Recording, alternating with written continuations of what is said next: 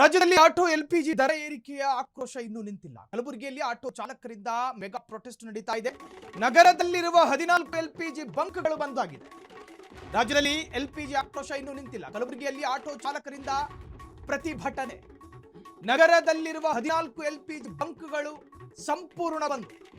Bunk ಮುಂದೆ ಅಥವಾ bunk ಬಂದ್ ಹಿನ್ನೆಲೆ ಮನ ಬಂದಂತೆ ದರ ಏರಿಕೆ. ಮನಸ್ಸೋ ಇಚ್ಛೆ ದರ.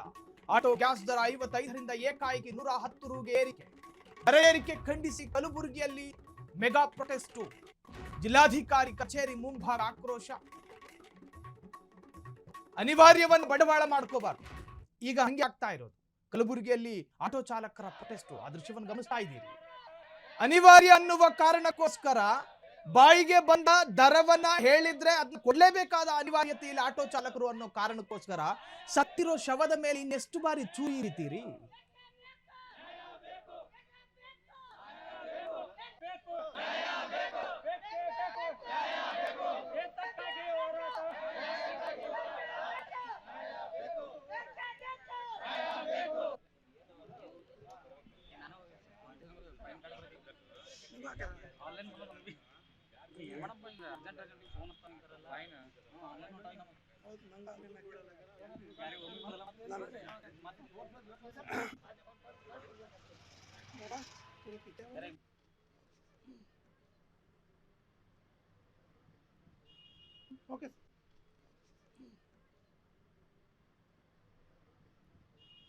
ಓಕೆ, ಪ್ರತಿಭಟನಾ ನಿರತ ಆಟೋ ಚಾಲಕರ ಆಕ್ರೋಶ ನೀವು ಗಮನಿಸ್ತಾ ಇದ್ರಿ ದೃಶ್ಯದಲ್ಲಿ.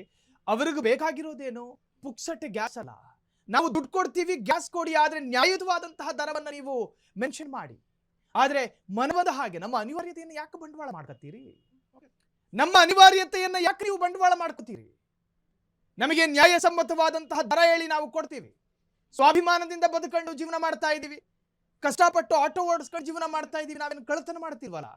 ನಮಗೆ ಕೊಡಬೇಕಾಗಿರ್ತಕ್ಕಂತಹ ದರ ಇದೆಯಲ್ಲ, ಅಥವಾ ನಾವು ಖರೀದಿ ಮಾಡಬೇಕಾದ್ರೆ ನಾವು ಕೊಡಬೇಕಾಗಿರೋ ಹಣ ಇದೆಯಲ್ಲ, ಅದು ನ್ಯಾಯ ಸಮ್ಮತವಾಗಿರ್ಬೇಕು. ಬಾಯಿಗೆ ಬಂದ ಹಾಗೆ ರೇಟ್ ಹಾಕತ್ತೀರಿ. ಇದನ್ನು ಹೇಳೋರು ಯಾರು, ಕೇಳೋರು ಯಾರು? ಹೇಳೋರು ಯಾರು, ಕೇಳೋರು ಯಾರು?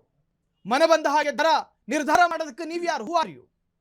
ಆಟೋ ಚಾಲಕರ ಆಕ್ರೋಶ ಇದು. ಕಲಬುರಗಿಯಲ್ಲಿ ಮಾತ್ರ ಅಲ್ಲ, ರಾಜ್ಯದ ಬೇರೆ ಬೇರೆ ಜಿಲ್ಲೆಗಳಲ್ಲೂ ಕೂಡ ಈ ತರ ಸಾಕಷ್ಟು ಘಟನೆಗಳು ನಡೆದಿದ್ದಾವೆ. ಆದ್ರೆ ಕಲಬುರಗಿಯಲ್ಲಿ ಪ್ರತ್ಯೇಕವಾಗಿ ಹೈಲೈಟ್ ಆಗ್ತಾ ಇದೆ. ಕಾರಣ ಏನು ಅಂತ ಕೇಳಿದ್ರೆ, ಅಲ್ಲಿ ವಿಪರೀತವಾದಂತಹ ದರ ಏರಿಕೆ. ಮನ ಬಂದಂತೆ ಬೆಲೆ ಏರಿಕೆ ಮಾಡಲಾಗ್ತಾ ಇದೆ. ಆಟೋ ಗ್ಯಾಸ್ ದರ 55ರಿಂದ ಏಕಾಏಕಿ 110 ರೂಪಾಯಿಗೆ ಏರಿಕೆ.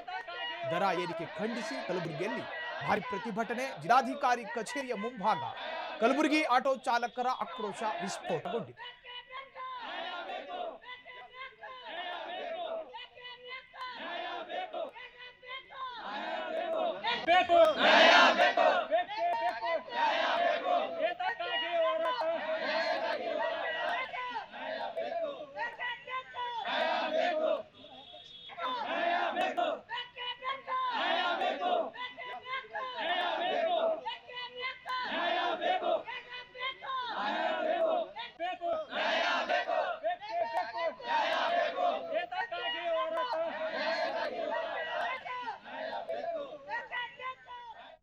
ಕಲಬುರಗಿ ಆಟೋ ಚಾಲಕರ ನಿಜಕ್ಕೂ ಕೂಡ ಅವರ ಸಂಕಟವನ್ನು ವ್ಯಕ್ತಪಡಿಸ್ತಾ ಇದ್ದಾರೆ. ಅದರಲ್ಲೂ ಕೂಡ ಜಿಲ್ಲಾಧಿಕಾರಿ ಕಚೇರಿಯ ಮುಂಭಾಗ ನಿಂತ್ಕೊಂಡು ಮನವಿ ಪತ್ರ ಬಲಗೈಲಿ ಇಟ್ಕೊಂಡು ತಮ್ಮ ಆಕ್ರೋಶಗಳನ್ನು ವ್ಯಕ್ತಪಡಿಸಿರುವಂತಹದ್ದು. ನಮಗೆ ನ್ಯಾಯಸಮ್ಮತವಾದಂತಹ ದರ ಕೊಡಿ.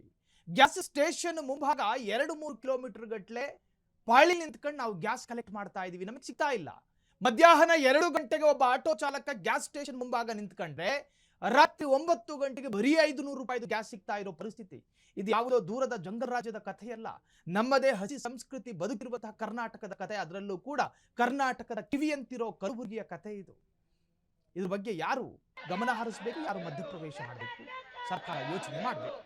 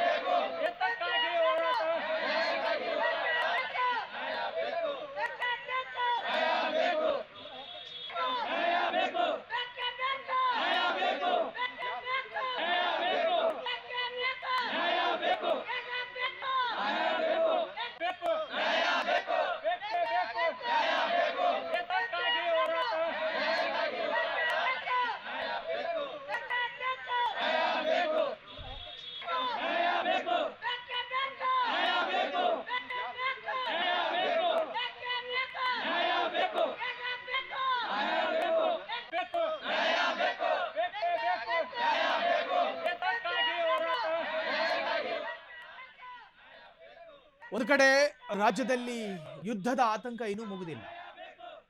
ಡೊಮೆಸ್ಟಿಕ್ ಮತ್ತು ಕಮರ್ಷಿಯಲ್ ಸಿಲಿಂಡರ್ಗಳು ಎಲ್ಲಿಯವರೆಗೆ ನಮಗೆ ಸಿಗದಲೇ ಹೋಗುತ್ತೋ ಅನ್ನೋ ಆತಂಕದಲ್ಲಿ ಮನೆ ಗೃಹಿಣಿಯರು, ಜೊತೆಗೆ ಬೇರೆ ಬೇರೆ ಕ್ಷೇತ್ರದ ಹೋಟೆಲ್ ಉದ್ಯಮಿಗಳು, ಅದರ ಜೊತೆಗೆ ಬೆಂಗಳೂರು ನಗರವೊಂದರಲ್ಲೇ 4 ಲಕ್ಷ ಆಟೋಗಳಿದ್ದಾವೆ. ಇನ್ನು ಕಲಬುರಗಿಯಂತಹ ಜಿಲ್ಲೆಯಲ್ಲಿ ಸರಿಸುಮಾರು 4,000ಕ್ಕೂ ಹೆಚ್ಚು ಆಟೋಗಳು ಆಕ್ಟಿವ್ ಆಗಿದೆ.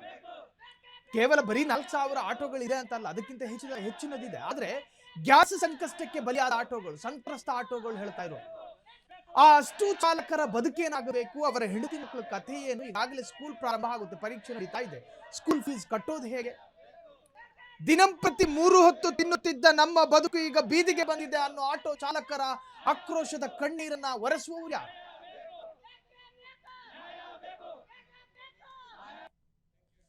ಕ್ಷಣ ಕ್ಷಣದ ಸುದ್ದಿಗಳಿಗಾಗಿ ಫ್ರೀಡಂ ಟಿವಿ ಸಬ್ಸ್ಕ್ರೈಬ್ ಮಾಡಿ, ಲೈಕ್ ಮಾಡಿ ಹಾಗೂ ಫಾಲೋ ಮಾಡಿ.